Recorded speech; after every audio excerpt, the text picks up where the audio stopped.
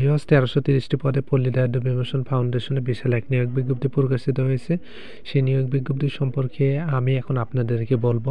1 নং পদ উপজেলা দারিদ্র বিমোচন কর্মকর্তা, বেতন গ্রেড নবম অর্থাৎ প্রথম শ্রেণীর পদ, পদ সংখ্যা 155টি।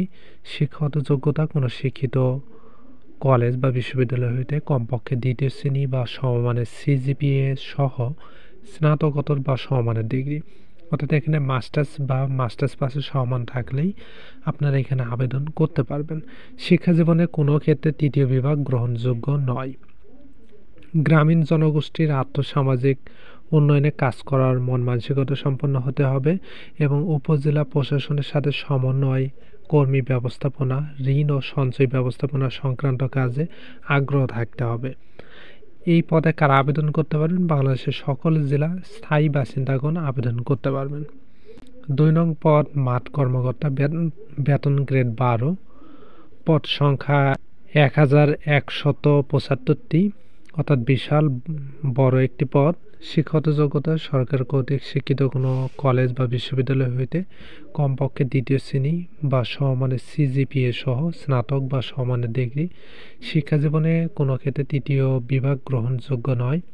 উপজেলা পর্যায়ে পিডিএফের সুফলভোগী সদস্য উদ্যোক্তাদের মাঝে ঋণ বিতরণ, ঋণ আদায়, সঞ্চয় আহরণ সহ ইত্যাদি কাজে আগ্রহী হতে হবে। এখানেও কিন্তু বাংলাদেশের সকল জেলার স্থায়ী বাসিন্দাগণ আবেদন করতে পারবেন সম্পূর্ণ অনলাইনে। আবেদন সংক্রান্ত সকল তথ্য আপনারা পাবেন www.pdbf.gov.bd। আবেদন শুরু 25শে মার্চ 2025 সকাল 10 ঘটিকা হতে এবং আবেদন জমাদানের শেষ তারিখ 14 এপ্রিল 2025 বিকাল 5 ঘটিকা পর্যন্ত। আর বয়স সীমা 31শে মার্চ 2025 তারিখে প্রার্থীর বয়স 18 থেকে 32 বছরের মধ্যে হতে হবে। তো বিশেষ পরবর্তী ভিডিওতে এই দুটি পদের পদোন্নতি রয়েছে কিনা এই বিষয়ে বিস্তারিত আলোচনা করব।